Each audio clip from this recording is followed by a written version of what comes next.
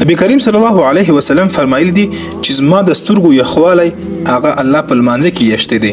یعنی چې کله یو انسان لمونځ ادا کړي نو د هغه سترګې یخې سي، زړه ته سکون او خوشحالي راسي. چې کله انسان لمونځ نه ادا کوي هیڅ کله به زړه ته سکون او خوشحالي را نسي، ځکه د لمونځ د الله یاد دی. الله وایي اقیم الصلاة لذکري، تاسې لمونځ قایمه کوي زما د یاد دپاره. یعنی چې کوم څوک لمونځ ادا کوي د هغه په زړه کې به د الله یاد وي، چې کوم څوک لمونځ نه ادا کوي د هغه په زړه کې به د الله یاد نه وي. او په ورځ د قیامت اول حساب کتاب د لمانځه د کیږي.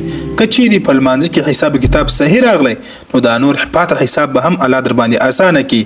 که چیرې د لمانځه حساب کتاب الله دې نه کوي، الله دې نه کوي، که چیرې د لمانځه حساب کتاب هغه صحیح نه راغلی او دا پاته حساب به الله در باندې سخت کړي.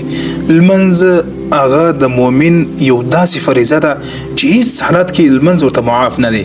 که په ولاړ لمونځ نشي کولی په ناست یې وکړه، که په ناسته باندې لمونځ نشي کولی په پروت یې وکړه، که په پروت باندې هم لمونځ نشي کولی د سترګو په اشاره سره یې وکړه.